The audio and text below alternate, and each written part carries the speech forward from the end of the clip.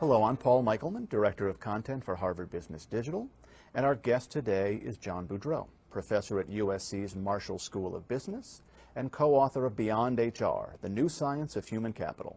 John, thanks for joining the program. It's a pleasure, Paul.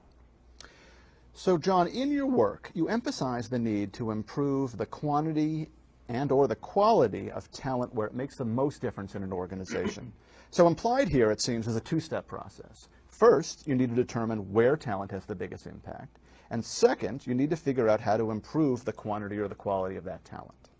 So first things first, how do we determine where changes in talent practices in the organization would potentially have the biggest effect? Well, that's a big question. Obviously, there's a great deal of analysis that goes on to connect business processes or strategy to talent. What we describe in the book and what we've found is that it's very helpful to break it down into its components. So strategy questions often revolve around how we compete, what makes us different, how we're going to protect that difference, and how we create value. With that in place, we can begin to drop down and think about processes, resources, and other supporting elements. So we can ask things like, if this process is critical, where's the bottleneck in that process? What's pivotal in that process? If we have a resource, we can ask ourselves, is it about getting more, or is it about protecting the resources we have, or is it about making them more valuable? Those strategic pivot points are really important as the basis for understanding where talent might make the big difference.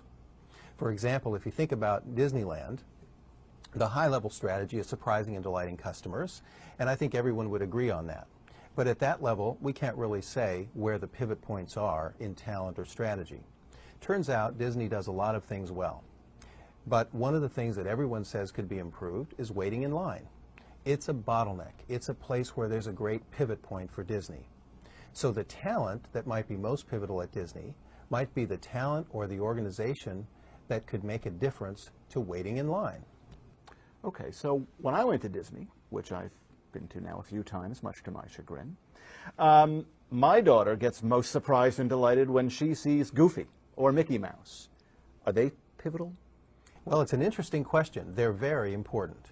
Mickey Mouse, we could say, is the franchise for Disney. But for a strategic leader, a manager of the park or a senior leader, a better question is what's pivotal. So the real question is interesting. How much difference would we make improving the performance of Mickey Mouse versus improving the performance of some other talent pool that might be more pivotal? Okay. So in thinking about our own organizations, how do we as managers figure out who those pivotal people are? What are the questions we ask to determine that? So I think the first question is to ask what's pivotal in our processes or in our strategy. And it's surprising how infrequently leaders understand the need to make that connection. Everybody wants to dive right to the human resource practices. I need a new incentive system. I need better recruiting. I need a succession planning system. It's the language of HR. It's our practices.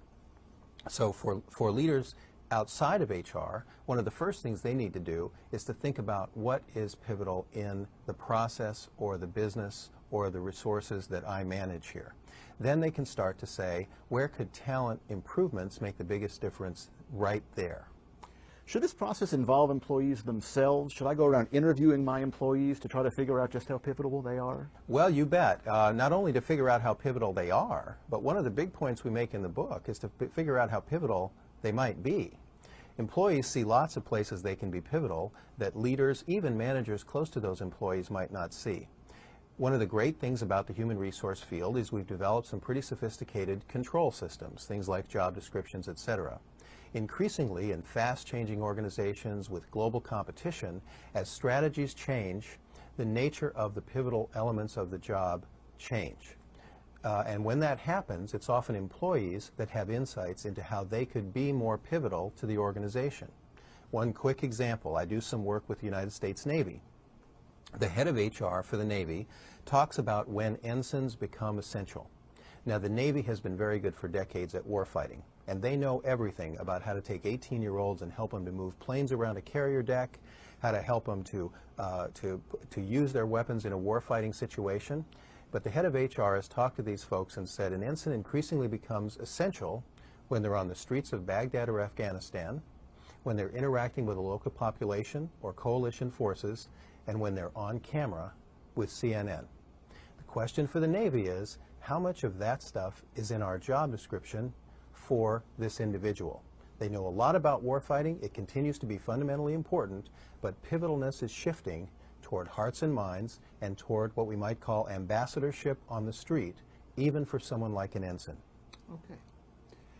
So let's say, for the sake of our discussion, that we've achieved point A, which is to determine who are those pivotal people. How now do we develop them? What steps should we be taking? Do they get special treatment? I think they do, and it's interesting.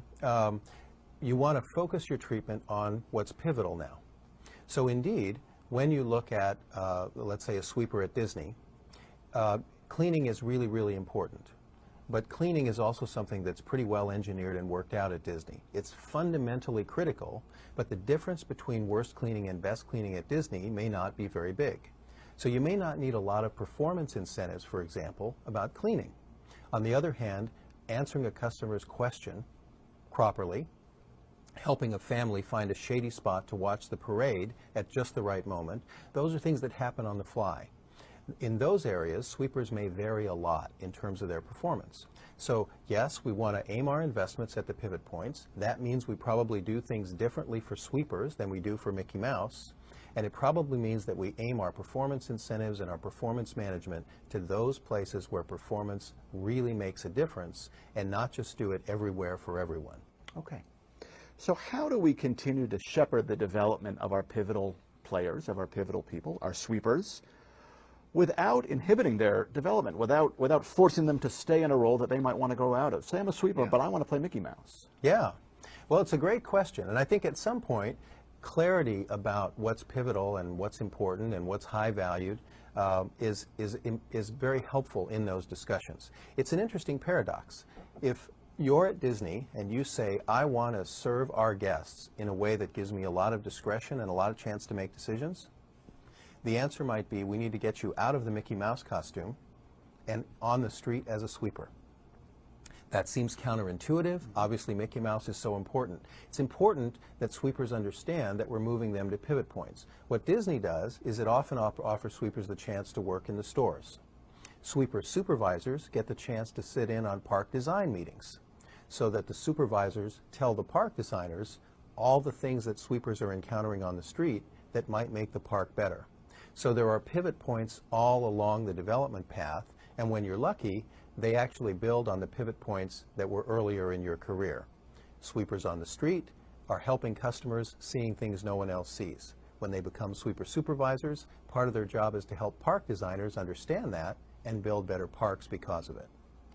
So it sounds like when you develop or when you uncover a pivot point in your organization that was unexpected, you might have to do some readjusting of people's preconceived notions about what roles are important and what aren't. Not just preconceived notions, but it often goes right to the heart of our structure. So if you're an organization that's traditionally defining sweeper jobs as more custodial, and you look at the difference between how you might pay or develop or train Mickey Mouse as opposed to sweepers, and you're missing this hidden pivotalness, well, it's a very big change in virtually everything you do about sweepers, from their job description to the way they're recruited, to the way they're selected, to the way they're appraised and rewarded. Okay. John Boudreau, thank you very much. Thank you. Pleasure.